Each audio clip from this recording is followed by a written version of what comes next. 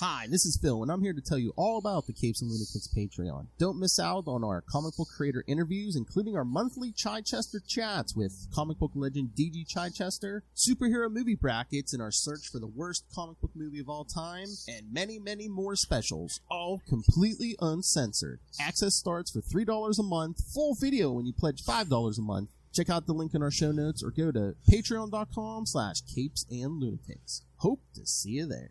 This is Luca Perich, and you're listening to the Capes and Lunatics podcast.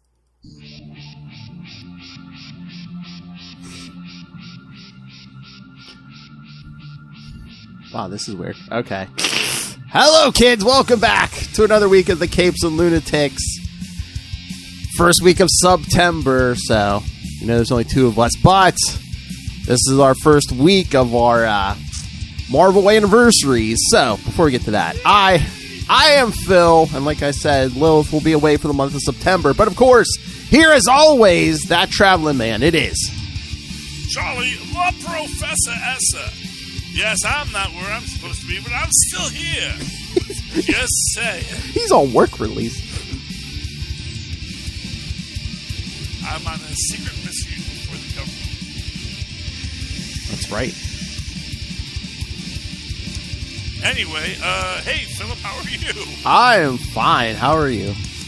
I'm doing just fine. We don't have as many people to introduce this week. I know. But that's okay, because we've got a lot to get to, Philip. Yeah, because, we, you and I discussed, we're doing character, well, basically spotlights on characters who all have anniversaries this year. We kind of switched up the order in honor of this week's new Thunderbolts #1. Yes, we're going to be talking about Thunderbolts 21 through 25 from, 1998, 1999. Yeah, and I'm torn, Philip. I'm torn. Do we talk about the old Thunderbolts first, or do we talk about the new Thunderbolts first? Because, oh man, there's a lot of overlap. I mean, unless we want to talk, just take the whole episode and just jump back and forth. I don't care. However you want to. I mean, honestly, there's only 2 points. Let's start with the old Thunderbolts. Let's give people the thing. And I'm going to be honest with you. I had a weird problem when I was reading these. So I'm reading them on Marvel Unlimited. Yeah. I'd read a few and then I'd go back, but because of the way that they're stacked in Marvel Unlimited, I'm like, wait a minute, why am I 4 issues ahead? And it's because I actually clicked on that next issue, but not the issue I thought was the next issue. So I had to go back. You know what? Were you on your phone or your tablet? Oh, I don't have a tablet. Okay, were you on your phone? Okay, because I'm on my phone. Okay, well, no, because I've noticed that, not lately, but I know a while back I noticed where it was doing that weird order thing of if I looked at it on my phone, but if I looked at it on the tablet, it was in order. So I don't know if that's a glitch they have on the, if you're looking at it on a phone. Yeah, on my phone it goes the older issue to the newest issue. Yeah. And I'm sure I can hit a button on my phone to make it reverse that, but it can get confusing. But in our first one, Hawkeye is he's being a pretentious a-hole as usual, which is honestly here's my thing. Here's my honest... Mom bought you the shark head too, huh? Okay. We went to the aquarium today, and that was something that my child, who shall remain nameless, found and was very excited about. And now, as you can see, it's over my shoulder. Puppetry theater kids. Watch the YouTube. Do you want to be the third person in the podcast, child? Watch the YouTube video, kids. No, the child's just going to do that. Anyway, so that's going to be something that occurs during the podcast. We're going to have a Muppet over my shoulder. Anyway, I mean, I could hit the child, but that would be wrong. So... Evidence. Anyway, What, that it's wrong? Do you think it's okay to hit your child, Phil? I mean, what kind of a horrible father are you, Philip? Well, and proof, well, you don't want it on video, Charlie Esser. And now you're on the podcast, child. So, the exact thing you were trying to avoid. To maintain your anonymity. Anyway. I know. Why don't you go out the other room and close the door? The shark does. Oh, I see. So, yes, you can push your thumb under the latex and it gives the shark a tongue. So, wonderful. Tristan's having fun with his street sharks, and we'll move on from there. Moving right along, Philip. So this issue opens up. Which issue was this? 21 was 21. 21. First one. Yeah. 21. This is one with, of course, Songbird on the cover. Yeah. She's quite upset about everything. That's a running gag for her, quite frankly, being quite upset about everything. And it's not that she hasn't had a hard life. Let's be honest here. We're going to see that she has had a very hard life before she got in with the grapplers. Very sad to see that. It seems to imply that Pound Cakes is dead as we go through her backstory. Oh, yeah. But again, how often do these characters stay dead? I know, but that was the thing. That was actually a thing. Since you brought it up, I was hoping that because you pointed out that one of the other members of the Girl Grapplers was Titania, mm-hmm. which opens up this possibility that that is the Titania that She-Hulk is facing in the MCU right now.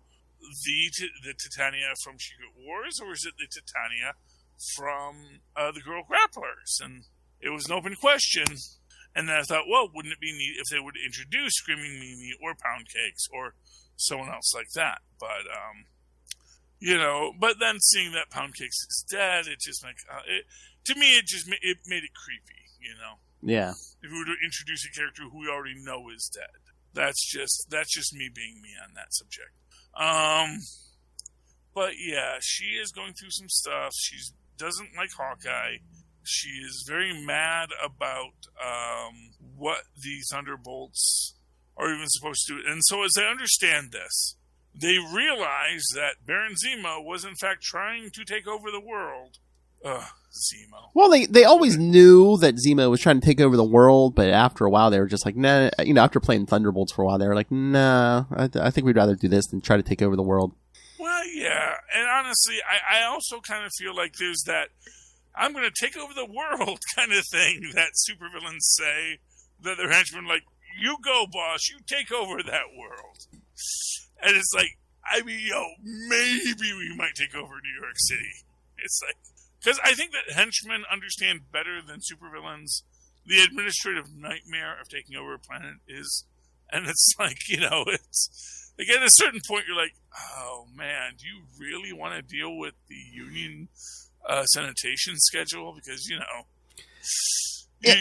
really in trouble if you just think you can just fire all the garbage men, or even just kill all the garbage men. You're an idiot if you think that, okay? So it's like you need that labor force in place to take care of things, Zemo. And two, are the Thunderbolts just like, you know what, I'm an a-hole, but do I really want to be an a-hole working for a Nazi? Yeah, and he's a Nazi. Uh-huh. And as much as the MCU wants to say he's not a Nazi. A long family tradition, yes.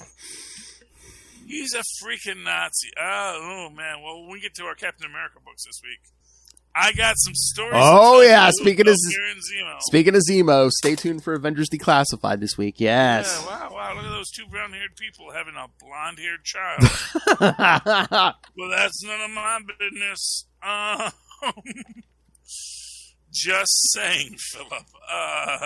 But no, the whole story with these issues, we were going to do the first couple, but I said, why don't we do these? Because, to go along with the new Thunderbolts #1 this week, issue 21 kind of was the point where Hawkeye steps in and says, oh, hey, do you guys really, really want to reform? He's like, let me lead you. I'll get your shot at redemption, and, maybe get to clear your records at a certain point. And again, like I said, to me, the difference between MCU Hawkeye and comics Hawkeye is comics Hawkeye, he stinks of flop sweat. He is real desperate. And it's problematic in its own way. It's like, I'm even trying to think here. This is not after he's already abandoned the Great Lakes Avengers. It's like this guy, he forms a team, then he runs away. He wants to be Captain freaking America, and he is always short of that. You know who he is? Oh, man. Oh, and dang it, we don't have Lilith here for it. He is the Reggie of the Marvel Universe, Because he's not like, it's not like he's a bad person. Yeah. But he is always living his life in comparison to the Archie of the Marvel Universe, who is Captain America. And he's like, I'll form my own superhero team, or I'll make these guys better, And it's like, oh, Reggie, Hawkeye, no. You are so not the person to do this right now. You're not that good at it. At least that's my opinion, Philip. Oh, yeah. What's yours? I mean, at that point in the late 90s, I mean, they're playing him as the arrogant one, and, it's basically like, you know what, I'm eventually going to wear people, because even the government, they show no flashback. They're like, no, we're not giving the Thunderbolts any kind of deal. And he's just like thinking, oh, I'll just, I'll wear him down. Eventually, I'll get that deal. Yeah, and that's the thing. He is totally Eddie Haskell-ing it, and, who was the inspiration or that was inspired by Reggie similarly. It's like, I'll totally deal with these people after the fact, once I redeems them in the view of the people. And, I don't know if that really works. I'm also super confused by the Crimson Cowl's revelation at the end of this. You know what? It's even super confusing because it's not her. The real Cowl teleported out and teleported her in the framer. So it's even more confusing. Oh man! Now, so here's a weird thing: is like part of me was thinking that this was going to be the Ultron Crimson Cowl again, but no, it's not. No, honestly, I don't know. It's hard to say that I care, Phil. I'm going to be honest with you. It's hard to say that I care. I'm trying to remember. It's been a long time since I read some of these, but I think it might be. Do you remember that flashback Moonstone had to her childhood and the rich girl she hung out? I think it was the rich girl. I'm pretty sure. Rich girl. I'm trying to remember. No. I think that's why they threw that flashback kind of sort of in there. Yeah. Which made sense. Which is when I'm reading, I'm thinking, oh, it's going to be the rich girl. And then it's like, what? It's not the rich girl. It's this other person we've seen. Like previously. I said, it's been a long time. It's hard to remember. I'm pretty sure it's eventually it's the rich girl. Yeah. Yeah. But what's weird about that is that then the lady isn't like, no, man, I was literally just teleported in. I know. What the heck just happened? It's not like, Dallas. I'm not talking to you or anybody. She has a chip on her shoulder. No, it's even weirder because. F you all. Unless she's just trying to keep her secrets, because I believe, the female Citizen V, that's her. Oh, she's the yeah. Yeah. Okay. So is she I don't remember who the original was. Citizen V in 40s hero? Yeah, it was a 40s hero. There might have been a few people who were Citizen V, because that's the thing. It was several people who fought Nazis, and then that's the ultimate slap in the face because when Zemo takes the identity and uses it, yeah. But Zemo, I'm sure even now, Zemo says, I'm not a Nazi. I'm just better than all of you people. So let me create my fascist dictatorship. Thank you. You know what? His father was a Nazi, and so I guess eventually they tacked that onto him too, because it's like they needed to give him something to do. Because as we'll talk about on the Avengers episode, I mean, his first couple appearances, all he wanted was revenge on Captain America. Yeah, but again, it's here's the thing, Philip. If you're using Nazi gold to fund your revenge for your Nazi father, you're kind of a Nazi. Oh, your father died while all Naziing. Oh. Yeah, well, and not for nothing. And here's the real trick of it. It's like, it's not like his father suddenly stopped being a Nazi. Mm-mm. It's not like his father said, man, I got my mask glued to my face. This was a bad day for me. Because didn't he die stop being a Nazi? Because didn't the father die in some of those early Avengers issues? Almost even if he wasn't being straight up Nazi, he was still being a supervillain. Well, he was totally supervillaining and plotting his revenge against Captain America. Even though it's sort of like maybe you should have said, wow, man, Captain America, he did splash me with those chemicals. But you know what? I was part of a megalomaniacal war machine exploiting slave labor to make that chemical as well. So maybe there are good and bad people on both sides here. Maybe we can work this out, Steve. I know you've been on ice for 40 years, but I've had 40 years to think about this. Maybe I shouldn't be so obsessed. I won't draw any real world comparisons here, but I love when the Nazis being all Nazi, then all of a sudden Captain America slaps him in the face. It's like, why are you being so mean to me? Yes. Wait, was that from the Captain books or from this? Pretty much any Zemo. It's Oh yeah, well Zemo's always like, stop being mean to me. Because he's not for nothing. Especially this one, he's just like, why are you harassing my family? Well, your father was a Nazi. You're up to crap every 2 seconds. Well, because he's a bad person, Philip. Oh yeah, he's a bad person. But I'm just saying, you caught the bad person, and they're like, why are you so mean to me? Yeah, well, because you're a bad person, and no one was looking for you. No one was trying to cause you problems, Zemo. You caused the problems yourself. Anyway, yeah, so, Hawkeye convinces the Thunderbolts to let him lead them. On one condition. Well, first off, they have to get Songbird. She's like, I'm not having any of this, and I'm in a very bad mood. She flies off. Yeah. Abe goes to save her, but his equipment's all damaged already. And they clearly have a connection. Mm-hmm. Abe has a connection with Songbird. This is, if nothing else, this is the story of the Thunderbolts. It's a bunch of broken people trying to see if their parts fit together, No, not in that way. We're all broken in different ways. Yeah. Maybe we can fit together and be a whole person with our broken parts. And I do feel that that's a lot of it. In its own ways, I kind of feel that's what Marsha Rosenberg and Owen Reese had, where they're two very broken people. But you know what? When they hugged, that made everything better. They could see the universe through each other's eyes. And it was a good thing. But yeah, so that's Abe. I love the fact that even as Karla Sofin goes through this, and this is interesting because at no point does Karla, and this is over many years and many iterations of this, because she eventually becomes the Ms. Marvel of the Dark Avengers. Yeah.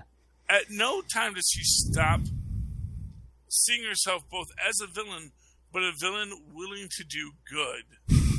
To not be seen as a villain, and who will advise people, and that's not a good look for us if we're going to do this. I don't know if she ever goes fully good, or I don't know if she was ever fully evil. It's always just like, what's in my best interest. Well, that is the definition of evil, though.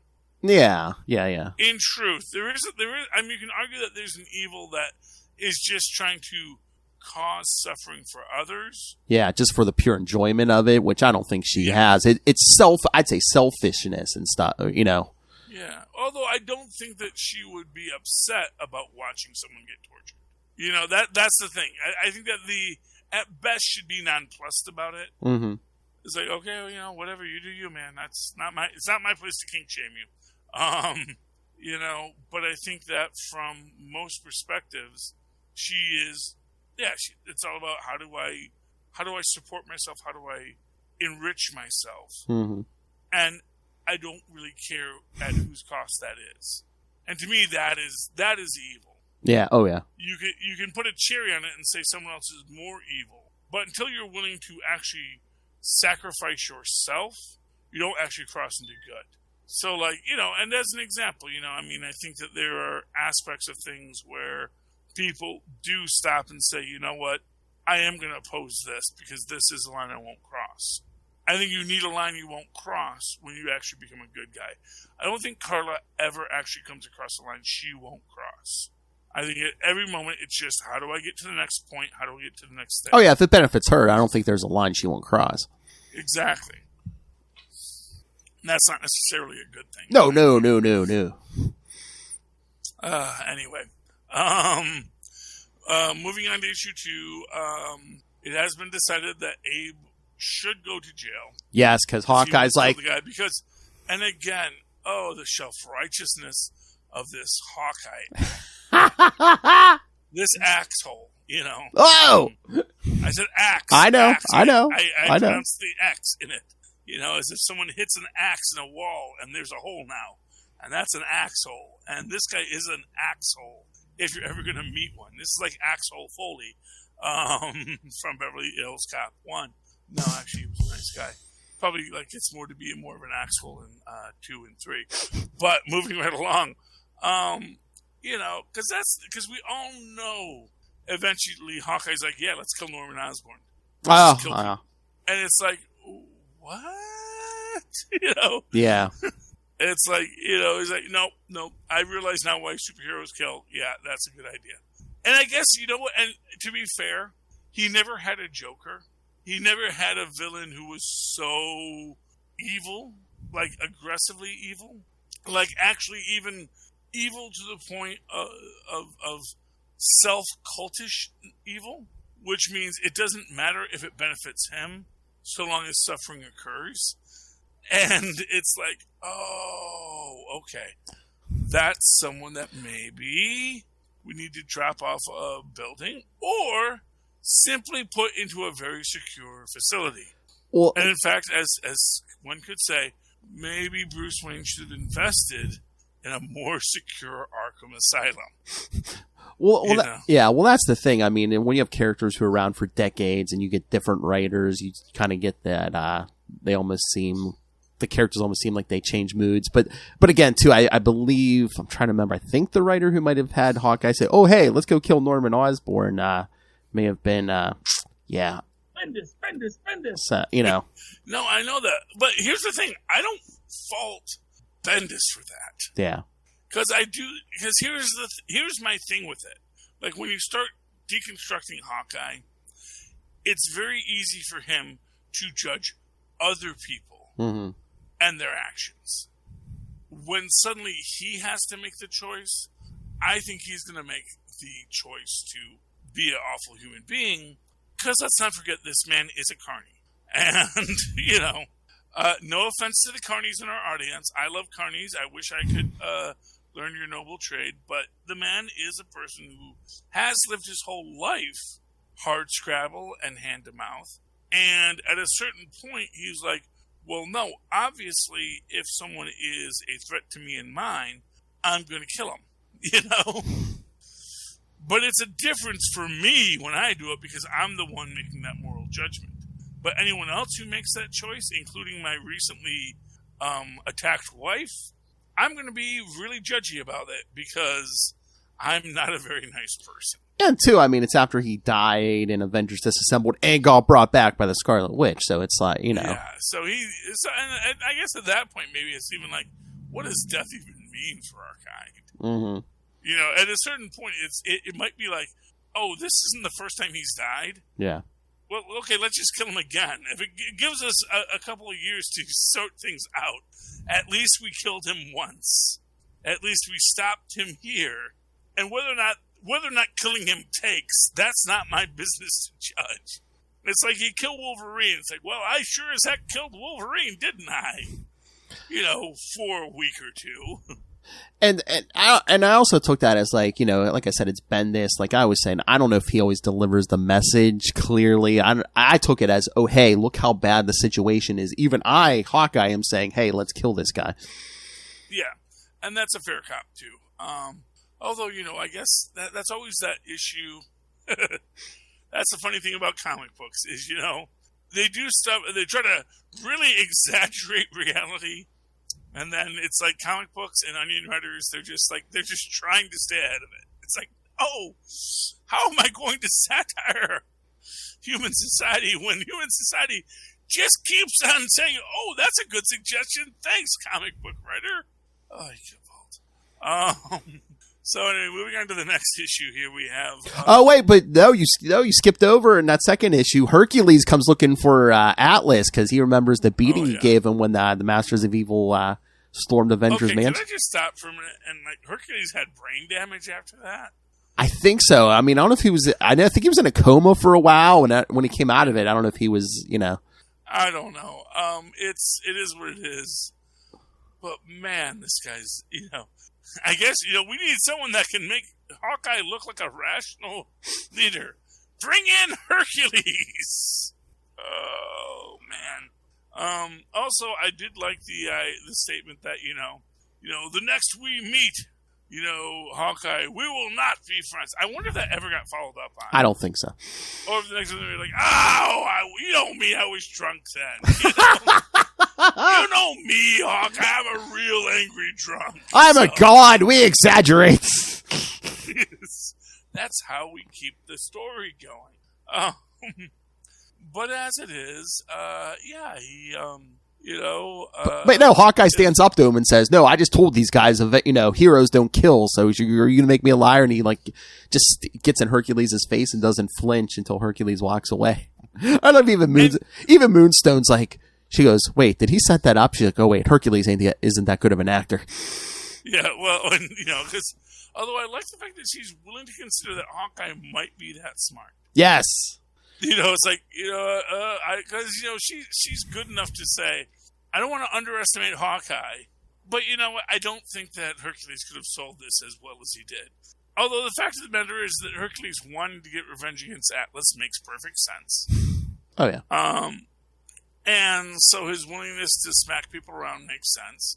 And I do love the slight misogyny of Hercules, as a Greek god would not be interesting in surrendering to three women. Although within that entire concept, I think there is the argument that, I don't know. I kind of feel like Moonstone as a Captain Marvel villain probably could have done a lot more damage. Oh, yeah. I think she's mostly holding back. Yeah. I think that's really her point here is like she's always holding back because she knows she's like the powerhouse of the team, but she doesn't want other people knowing she's the powerhouse of the team. That's my own theory on this. Oh, I'm so waiting for my MCU Carlos Sofin. But I did love her backstory on this because I don't know if we ever got that before. I don't know if that's been established. I think that was a first. Yeah.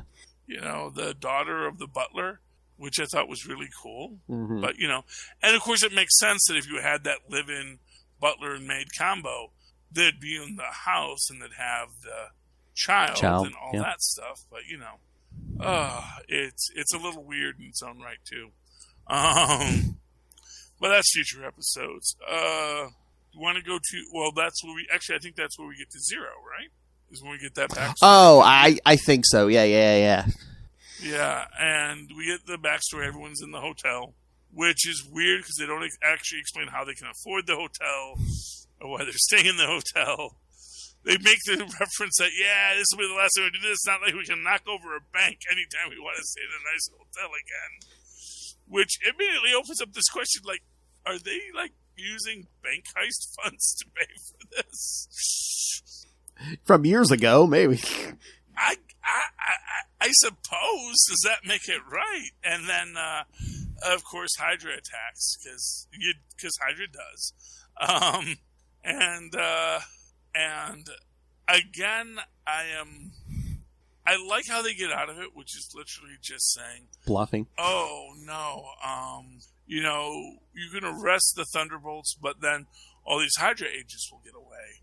Oh, when yeah. They're trying to arrest us, But I mostly like the moment when, again, Carlos Sofin, who I really think is...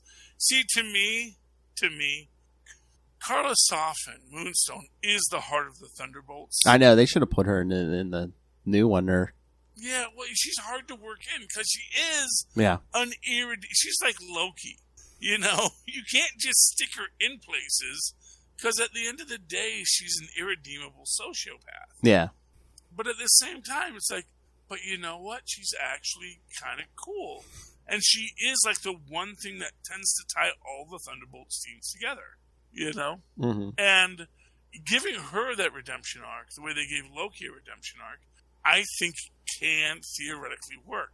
Because she's smart enough that if she meets enough people, she's going to not want to see people suffer. Yeah. Who she can identify with.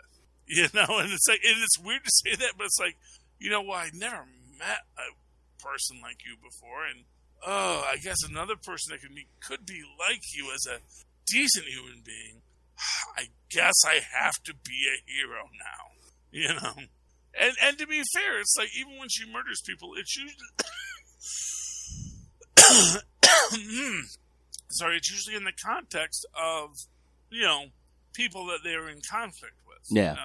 And it's like, if you're just some rando, she may not care if randos die in the collateral, but she's probably going to start to feel a little weird when we start shooting people like, point blank range. Well, yeah, that's a lot of these issues, even before Hawkeye comes in and after. I mean, it seems like she always had like a soft spot for Jolt.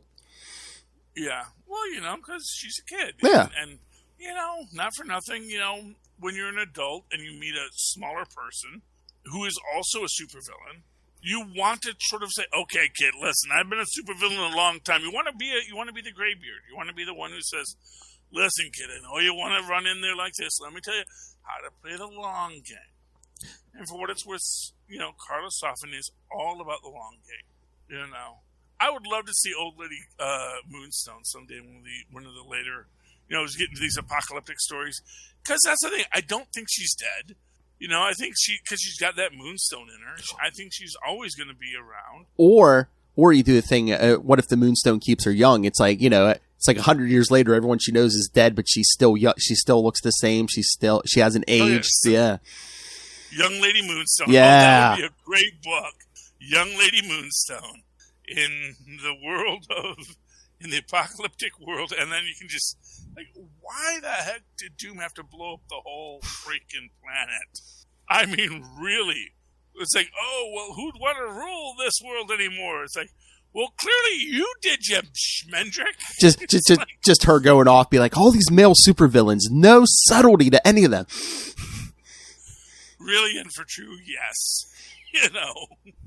That's the problem, Philip. Oh, yeah. Oh, so moving right along, we get to, which is this Zero issue. What comes after Zero? 23 with U.S. Agent.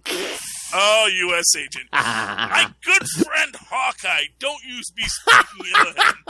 He's my best friend. Oh, U.S. Agent. He just wants to be loved. He wants to be part of the team. Even though the last time they met, it was actually just a fight. But you see, that's the thing for poor old U.S. Agent. He thinks that means that we're friends now. We were on the same team for a while. We were on the same team for 5 minutes. And then you got mad I was there. And we had to fight for it. And I beat you. But then we're best friends, right? And I love Hawkeye's line in this thing. I would say I would think you were above joining up with a group of proto-fascists, but I know that's not the case. It's like, yeah, this is exactly the kind of group of people he would hang out with. Oh, I thought you were gonna say him referring to his Super Patriot days, going, "Hey Jack, you fake any fights lately?" oh, that, yeah. Well, although in this one, and again, that's an interesting. Fun fact for those out there that at this point he thinks his name is Jack Daniels, not James Beam, which is its own brand of silliness. That his name was a brand of liquor, but they made it into a different brand of liquor. I'm surprised his name was in Chivas Regal, quite frankly. But yeah, it's because they did the mind manipulation like they did with poor old Steve Rogers last episode. Well, we're over there at Avengers Declassified. When we declassified the fact that, Steve Rogers actually is from Brooklyn. Yes. Big surprise. Where was I? So, Jack attacks, and him and his team, who he's also trying to bring together. Although I'm very confused because this is, I guess, a billionaire named Edward Cord has created his own superhero team to attack other supervillains. I think this was originally the Jury, and originally they were going after Venom. Okay, but can I just first off, can we just step back and say, oh, Edward Cord, Ted Cord. Yeah, okay. I see what you're doing there. I see what you're doing there, Marvel. You guys do this all the time, and it's cute. It's cute. Although in this one, he's hiring his own team of super beings. But at the same time, I'm like, who is regulating this? Who is saying, he's a billionaire, I guess he can create a team of supervillains? I mean, superheroes, I'm sorry, to go after supervillains. That seems fair. Meanwhile, these poor Thunderbolts are doing the exact same thing. It's just people figured out they used to be supervillains. So, but again, who do you hire for your superhero team? Who, aside from supervillains, you know? Mm-hmm. That's the thing. It's like, it's a little weird seeing them fight since they're basically the same concept. The only difference is that one of them was run by Zemo, a bona fide actual Nazi.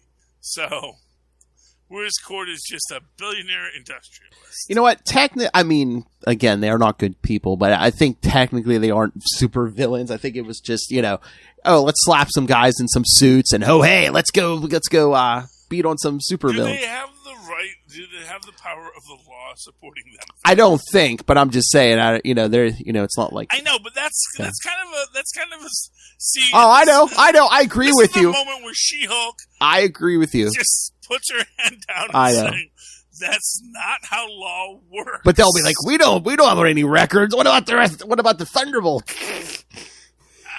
And again, I don't care, but you're still not allowed to go and do these things, you crazy people. Anyway, kids today. So, but Tony Stark did it. I know, and that wasn't good. And you know what? Honestly, that he got away with it mostly had to do with the fact that A, no one knew it was him, and B, which is also one of those weird things. I mean, I would love to have seen Iron Man get arrested. You're technically not allowed to be a superhero, but and that's also that vague area, And I guess this is also how we can imagine that legal precedents have evolved within the Marvel Comics universe. Is that in the 60s, there wasn't technically a law against putting on a body armor and beating up supervillains. And if no one was causing problems for it, when someone else did it, you were suddenly at a point where it was like, well, I mean, that guy that Tony Stark employs, he does that all the time. Should we really be judgmental? Maybe we should accept this as part of the legal precedents. Well, and I mean, I forget when they finally brought that in, but remember, if you're a member of the Avengers, you have UN or United States government clearance or whatever. So, well, the Avengers eventually get yes, that, long before that. But but that's sort of the thing. Is like up until most recently, when Wilson Fisk outlawed costumed heroes in New York. I mean, although it wasn't always admissible in court, Spider-Man was always allowed to, capture people. And if the police could make it stick, they could make it stick, Oftentimes they couldn't because, well, okay, it's great. But, and again, much like everything else, it's like, well, this delays it. We're going to say, okay, we're going to kill Norman Osborn. He'll be back, I know. But you know what? At least it stops it for now. So if we've stopped the Vulture, the jewels have gone back to the people who needed the jewels, whatever billionaire owned the jewels, we can call it a day, and at least, this septuagenarian has learned his lesson for now. But as we move forward, you need more rigorous laws, which is why we have Goodman, Lieber, and Kurtzberg. And Holloway, I guess. I guess he's a partner now. Oh, moving right along. So after we trick the Nazis into thinking that now I have all your secrets, Horst, oh, yeah. My name. Yes, it's like, because I actually heard it from someone else earlier. But, don't mind me, Horst. Just tell your friends I knew your name, and that's... She's like, I can read your mind. And she just dips her hand in his head. Which I love, by the way. It's very impressive. And that brings us up to the next issue, which I believe is when the new Citizen V comes to attack. And who's the threat in that one? Well, 24 and 25 is Crimson Cow and her Masters of Evil. Oh, yes, that's right. The Masters of Evil. Oh, that's right, because 25 is 25 supervillains. We counted. Yeah, it is what it is. It's a lot of fighting. I still don't know anyone's motivation. I don't know why the white gorilla's there. It just seems like you got a bunch of people that are just there saying, you want to fight some superheroes?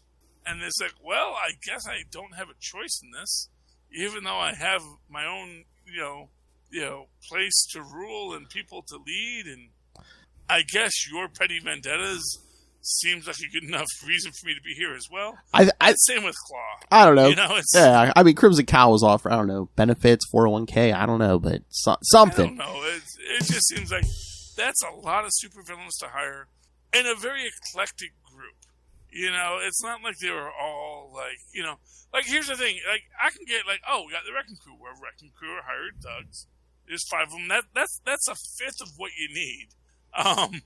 If you had thrown in like the Death Throws and a few other villains and heroes here and there, people you could even throw in the Champion of the Universe because he likes to fight. Throw in a few people who are just there for the brawl. I think you've got something.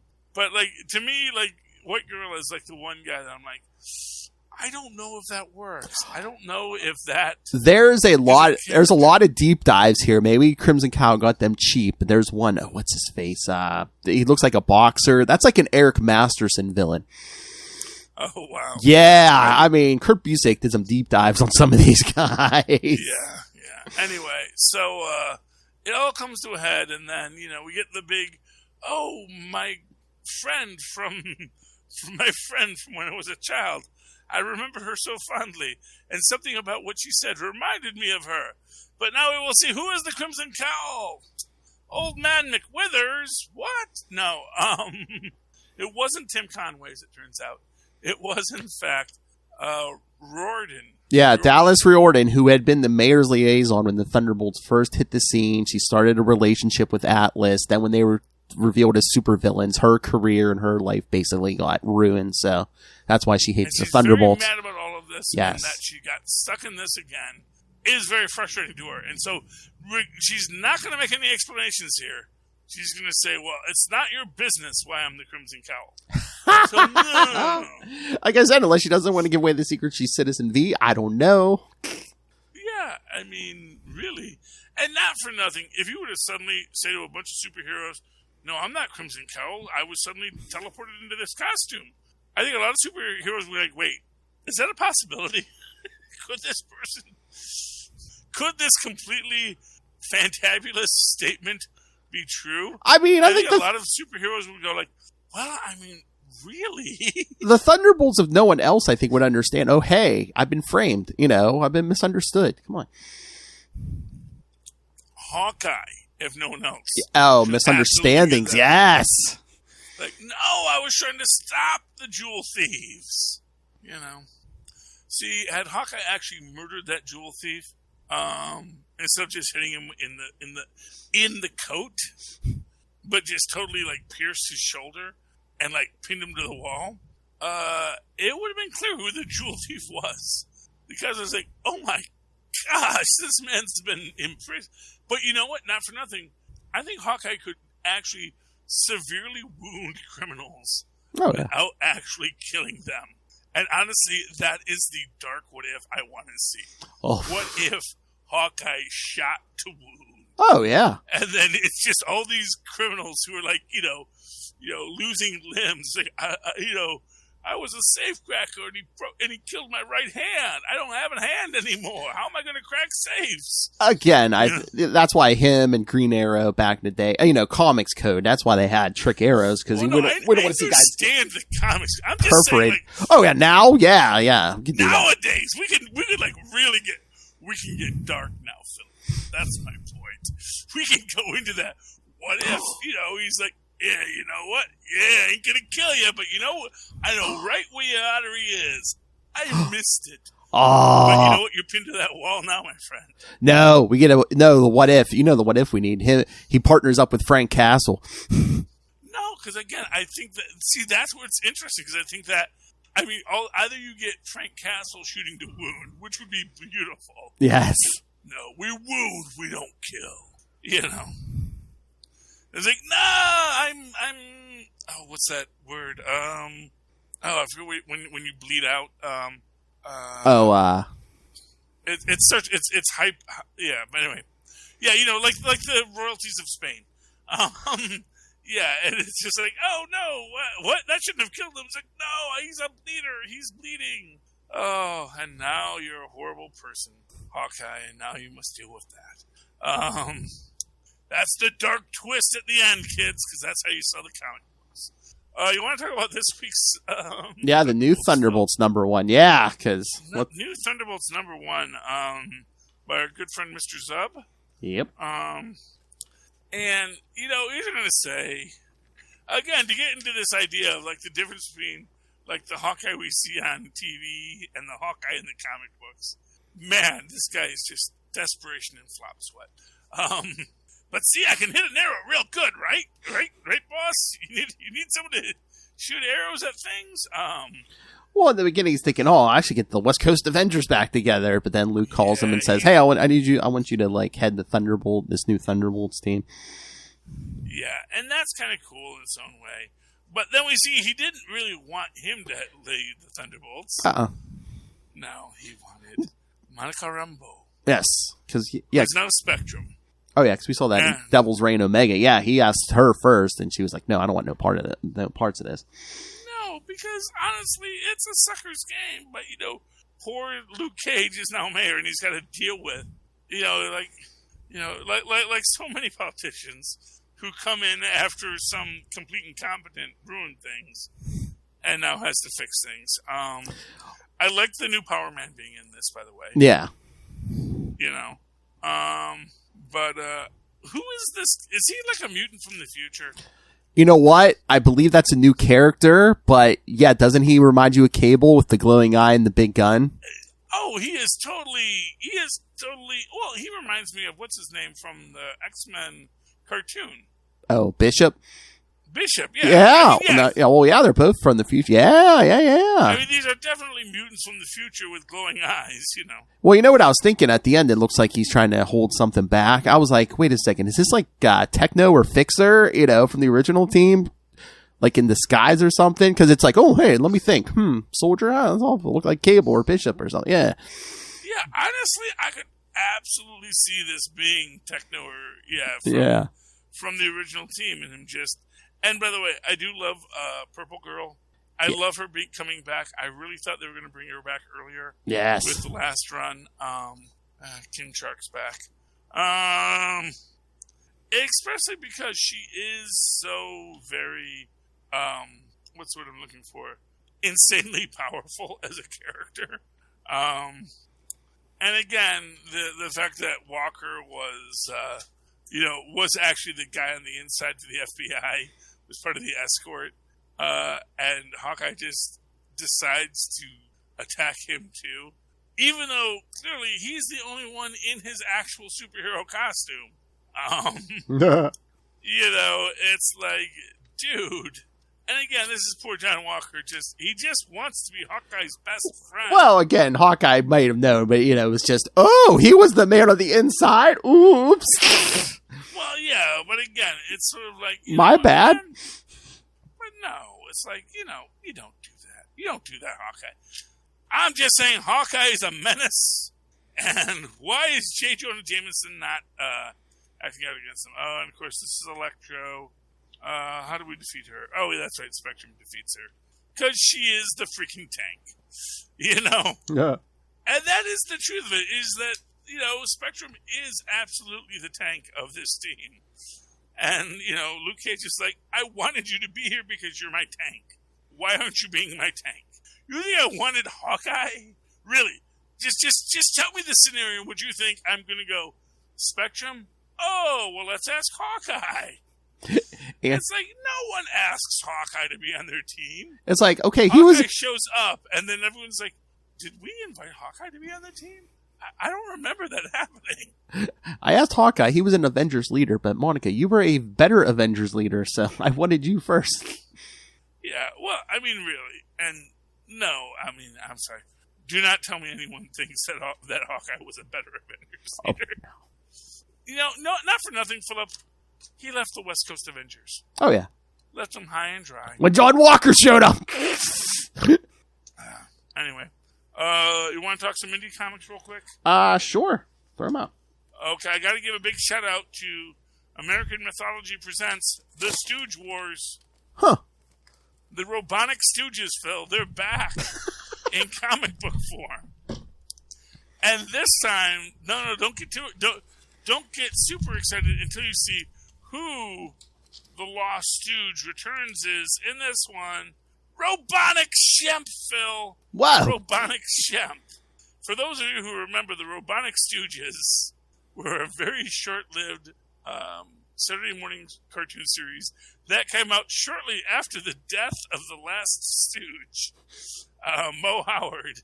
I think Larry might have still been alive, but yeah, so that happened.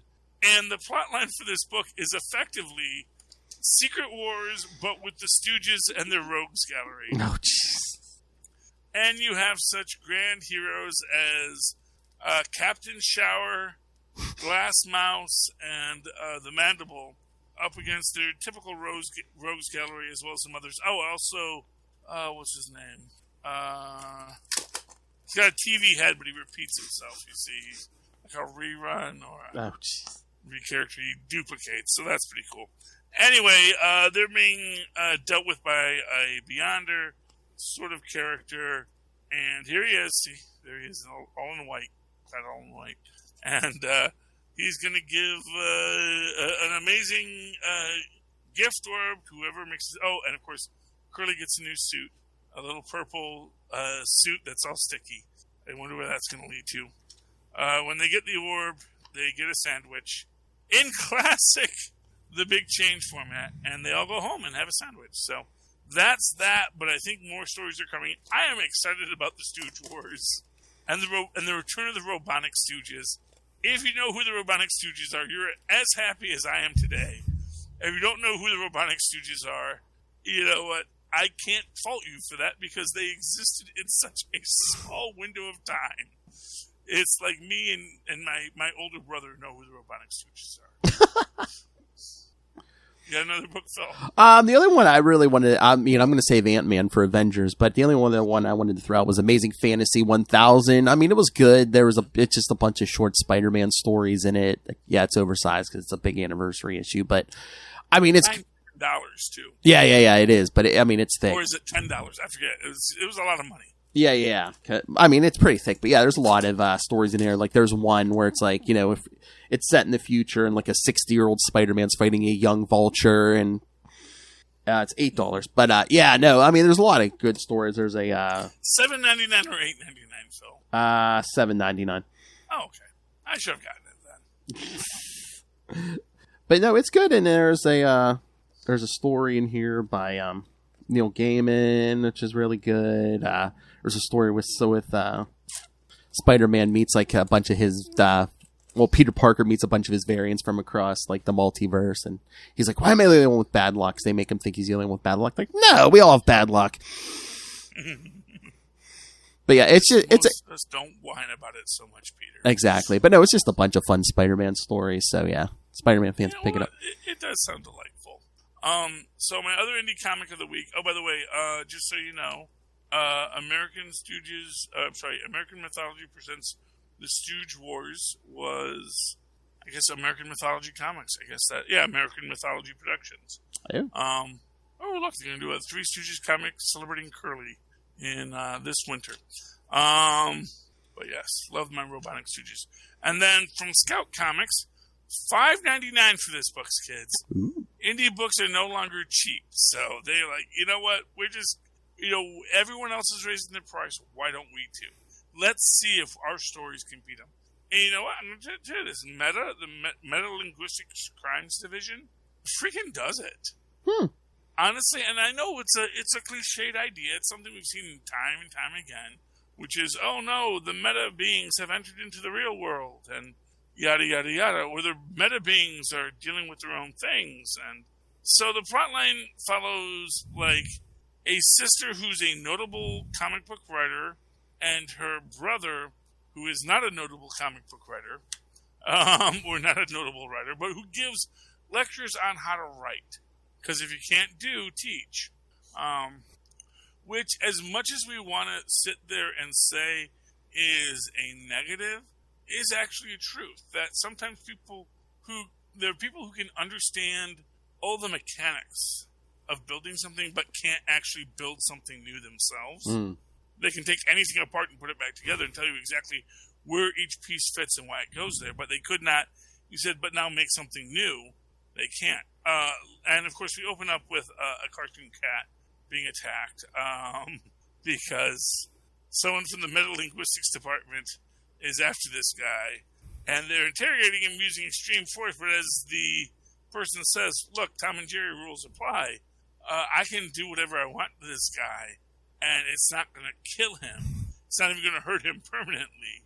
It's just going to be really uncomfortable. So I'm going to do this until he admits that, yes, he is the one who killed the replacement for his cartoon, who was a freaking tabby." So I'm not racist, but man, a tabby. Meanwhile, the guy who is the brother of the sister goes to pitch a book, and they say, "No, your book is awful. We would never publish this in a million years. But I like all of your ideas, but we don't like your story. It's bad." We then see that her husband is dating, I believe that's Paula Tompkins,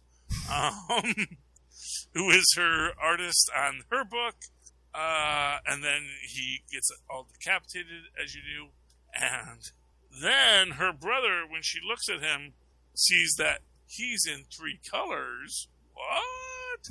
And then accidentally falls into the white space between the panels and gets attacked by the cops and yada, yada, yada. The Metalinguistics Crimes Division takes over. And wackiness, my friends, is about to ensue. So I'm very excited about 1. I will probably pick up 2. So that was a good book. And that is all I have to say about this week's Comics Phil, if you want to call it a night. Yes, that's good. That's fine with me. Okay, so Philip, all where right. can we find you? All right. Well, I was going to say yes. So join me and Charlie over in a few days on Avengers Declassified on episode 19. We'll be recording that in a few minutes here. All right. So next week, we're going to be doing another anniversary special, the 60th anniversary of that college dropout himself, Victor Von Doom. He had so much potential. That's the saddest part. He could have done so many things, but the man, he's obsessed. He doesn't think his story's a problem. Right. So moving right along. So send all your Doom thoughts and all your Doom favorite moments or not so favorite moments to CapesandLunatics at gmail.com or call the voicemail 614-382-2737. That's 614-38-CAPES. And remember, you can follow Capes and Lunatics on Facebook, on Twitter, on Instagram. Find links to all the various social medias for all the Marvel and DC shows we do. Link to the YouTube channel. Again, please subscribe. It's all free. Everything we do goes up there. So smash that subscribe button so you don't miss a second of it. Smash it. And, of course, the Patreon. Please, if you can, subscribe to the Patreon. Every little bit helps. We're paying for this ourselves, but $3 to $5 gets you early access to creator interviews, including the monthly Chichester chats. I got the good mic out for you guys. And our superhero movie brackets. We will find the worst superhero movie of all time. We're on the indies now, so subscribe now. Listen to all the episodes before we get to the winner at the end of the year. And, of course, be cool like Charlie Hester. Pick yourself up some Capes and Lunatics and Capes and Lunatics Sidekicks merch. Look, he brought it on the road with him. Real aluminium. Travels well. It travels amazingly well, family. Yes, and the T-shirt's so yes, and airy. Yep. Oh, it's like I'm wearing nothing at all. And he loves wearing nothing at all. All right, kids. Yes, I do. Well, you got to pay for the Patreon to see that. That's right. All right, kids. So yes, find it all at Linktree, linktr.ee/Capes and Lunatics. All right, Charlie Esser, where can people find you? Well, they can always write to me in that old-fashioned email way, the way our mothers and fathers once did, at superconnectivityblog@gmail.com. That's superconnectivityblog, all one word, at gmail.com. And, of course, follow me on the Twitter as I live tweet things when I feel like it, at Charlie Hesser. That's CharlieEssser. Look for the 2 E's in the middle. For what, Phil? For quality. Bing! Oh, thank you, Miles, for jumping in there. All right, kids. Thank you for joining us. Again, next week, that college dropout himself, Victor Von Doom. In all his doomy glory. All right, should have got a recording of a certain word. But until next time, the two of us have been your Capes. Ampersand. Lunatics! You have to go to the archives still. I know I should. Oh, I should. All I gotta do is go back a week. Yeah, there you go. There you go. Just do that for the next That's 3 why weeks. I'm here, Philip, to Thank give you the information. At Charlie Usher, he thinks good, kids. I got brains. It's not just beauty, kids. He has brains, too. I'm the whole package. Just like that moonstone. I tell you, man, I want to see. Now I want to see Moonstone at the. I know. Just being just so. All right, kids. Thank you. Join us next week. Justice like lightning. Good night.